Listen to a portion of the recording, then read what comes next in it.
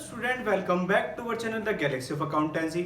आज की इस वीडियो में chapter number 6 death of a partner का यहाँ पे टॉपिक करने वाले हैं, calculation of deceased partners profit. यहाँ पे हम देखिए डिसीज पार्टनर क्या निकालेंगे, प्रॉफिट निकालेंगे। डिसीज पार्टनर मतलब जो पार्टनर डेथ कर रहा है, जो पार्टनर मर चुका है, उसका क्या निकालेंगे, प्रॉफिट निकालेंगे। देखिए सबसे ज्यादा यहाँ पे कैलकुलेशन में कहाँ पे दिक्कत आती है। देखिए कोई भी कहते हैं अगर पार्टनर की डेथ हो रही है तो उसकी एक्यूरेट डेट पे तो होगी नहीं डेथ। लाइक जैसे कहते हैं कोई पार्टनर रिटायर हो रहा होता है तो कब होता है, वो 31 मार्च को हो जाता है या 1 अप्रैल को हो जाता है। तो ज़्यादा कहते हैं प्रॉफिट निकालने में दिक्कत नहीं आती क्योंकि उस टाइम तक प्रॉफिट का सर्टेनमेंट हो चुका होता है। लेकिन यहाँ पे क्या है, किसी पार्टनर की डेथ कभी भी हो सकती है, चाहे एक्सीडेंटली हो जाए, चाहे उसकी एज हो जाए, किसी भी तरह से उसकी डेथ हो जाए, वो अनफॉर्चुनेटली किसी भी डेट पे हो सकती है। ऐसा तो नहीं आप किसी पार्टनर से कहेंगे नहीं नहीं तुम्हें कहते 31 मार्च को ही मरना पड़ेगा, उससे पहले नहीं मर सकते, आप 1 जुलाई को मत नहीं नहीं ऐसा नहीं हो सकता। ऐसा तो पॉसिबल है ही नहीं। उसका कहते हैं जब मन करेगा तब मर जाएगा। अब देखिए ऐसा तो नहीं मन करेगा उसका मरने का। यहाँ पे क्या है, जब उसकी मौत आएगी तभी वो मर जाएगा। तो उस टाइम क्या होगा, पार्टनर्स का उसका पार्टनर्स का कैपिटल अकाउंट क्या हो जाएगा, वहीं पे क्लोज कर देंगे।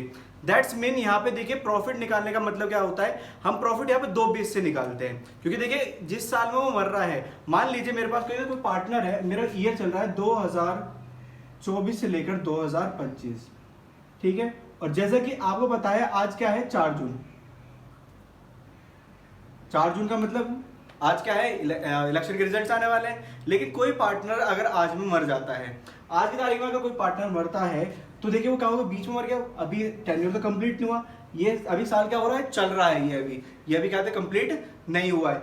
इसका मतलब कहते हैं इस साल में जो प्रॉफिट हो रहा था वो कब पता लगता है, यहाँ पे 31 मार्च 2025 में।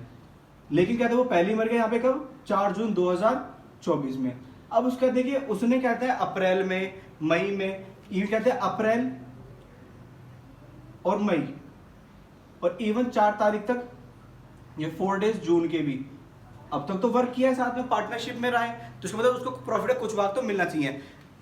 ज्यादा नहीं कहते, 2 महीने का तो भाग मिलना चाहिए, लेकिन अभी तक प्रॉफिट असरटेनमेंट नहीं किया है। अब ऐसा भी नहीं हम उससे ये कहते कि कहते उसका कोई कहते सबॉर्डिनेट होगा या उसका लड़का होगा या उसकी बीवी होगी, उससे हम कहते कि 31 मार्च 2025 को आना और आपको क्या दे देंगे, यहाँ पे प्रॉफिट दे देंगे जो भी होगा। इस तरह से भी नहीं कर सकते। जो पार्टनर जिस टाइम जा रहा है उसको उसी टाइम ही प्रॉफिट दिया जाएगा। इवन उसकी कहते हैं कैपिटल भी कैलकुलेट करके दी जाती है, और साथ में यहाँ पे ध्यान देना होता है कि गुडविल का जो गुडविल का अमाउंट होता है, जो प्रीमियम वो लेकर आता है, वो भी क्या करना होता है, कंपनसेट करना होता है। तो उसको किस तरह से यहाँ पे कैलकुलेट करेंगे, वहीं पे इसके हमारे क्या मिलेंगे, यहाँ पे 2 केस मिलेंगे। अब देखिए इसके 2 केस कौन कौन से यहाँ पे देखते हैं। अब देखिए यहाँ पे डिसीज पार्टनर का जो प्रॉफिट है वो 2 तरीके से निकाल सकते हैं।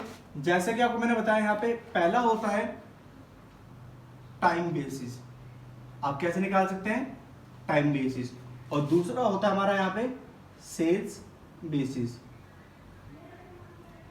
आप यहाँ पे इन 2 तरीके से क्या निकाल सकते हैं, यहाँ पे प्रॉफिट निकाल सकते हैं किसी डिसीज पार्टनर का। अब देखिए यहाँ पे इसका फॉर्मूला रहता है। फॉर्मूला किस तरह से यहाँ पे टैली करते हैं, टाइम बेसिस में क्या होता है, profit during the year multiply bye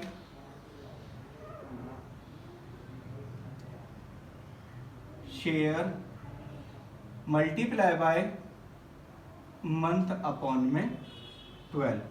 that's mean यहाँ पे देखिए क्या है, प्रॉफिट आपको दे रहा है प्रॉफिट ड्यूरिंग द ईयर। लेकिन जैसे कि मैंने बताया प्रॉफिट तो अभी तक असरटेनमेंट किया ही नहीं था, तो हम यहाँ पे जो प्रॉफिट लेते हैं ना वो लास्ट ईयर लेते हैं। स्टूडेंट कौन सा लेंगे, यहाँ पे लास्ट ईयर का प्रॉफिट लेंगे। ये चीज आपको ध्यान रखनी है। ये जो यहाँ पे प्रॉफिट है, इसको इसमें स्टार मार्क कर देता हूँ, ये क्या होगा यहाँ पे, लास्ट ईयर प्रॉफिट। क्या होगा ये, लास्ट ईयर प्रॉफिट। साथ में यहाँ पे रहना शेयर। शेयर तो कहते हैं पार्टनर गिवन होगा, और गिवन ना हो तो मतलब इसका क्या है, इक्वली चाह रहा था उनके ऊपर, चाहे 3 पार्टनर हो चाहे 2 पार्टनर हो, इक्वली होता 1/2, और कहते हैं अगर 3 पार्टनर तो 1/3। वहीं पे मंथ अपॉन में 12, वो कितने मंथ तक रहा। जैसे मैंने अभी यहाँ पे एग्जांपल लिया था, वहां पे पार्टनर कब तक जिंदा रहा, 2 महीने तक जिंदा रहा, तो उसको प्रॉफिट कितना मिलेगा, 2 महीने का ही मिलेगा, ना कि पूरे साल का। इस तरह से हम टाइम बेसिस से यहाँ पे निकाल सकते हैं, इसका प्रॉफिट निकाल सकते हैं। वहीं पे हमारे पास क्या है, सेल बेसिस निकालना। अब सेल बेसिस हम किस तरह से प्रॉफिट निकालते हैं, यहाँ पे ध्यान देने वाली बात है। सबसे पहले लिखते हैं हम profit during the year multiply by sale till the date of death upon में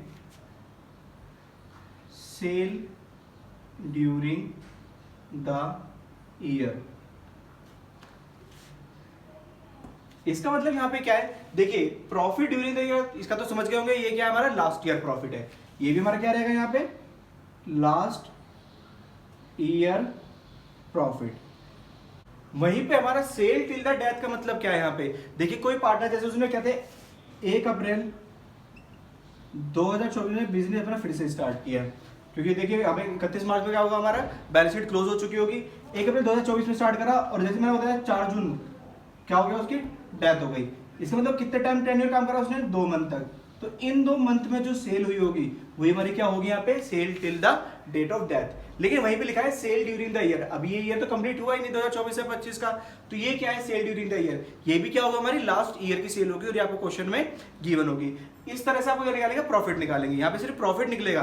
लेकिन इस प्रॉफिट को आपको ध्यान रखना है, ये प्रॉफिट जो निकलेगा ना ये पार्टनर से बढ़ जाएगा, profit multiply by disease partner share. ये जो आप प्रॉफिट निकालोगे उसको मल्टीप्लाई करना क्या है डिसीज पार्टनर के शेयर से। इस तरह से आपका जो क्या डिसीज पार्टनर है उसको क्या मिल जाएगा, यहाँ पे प्रॉफिट मिल जाएगा। तो इन 2 केसेस के थ्रू हम क्या करते हैं, यहाँ पे पार्टनर्स को प्रॉफिट प्रोवाइड कराते हैं। एक होता है हमारा टाइम बेसिस और दूसरा क्या हमारा सेल बेसिस। ये सिंपल से फॉर्मूला आपको ध्यान रखना है यहाँ पे। इसके बाद हमें सिर्फ एक छोटा सा काम और करना पड़ता है, वो क्या हमारी जर्नल एंट्री पास करना। क्योंकि देखिए कहते हैं हमने कहते हैं प्रॉफिट तो दे दिया, लेकिन प्रॉफिट देने की जर्नल एंट्री तो पास करनी पड़ेगी। तो वहां पे वो जर्नल एंट्री हमारी क्या रहती है, जर्नल एंट्री हमारी स्टूडेंट यहाँ पे क्या रहती है,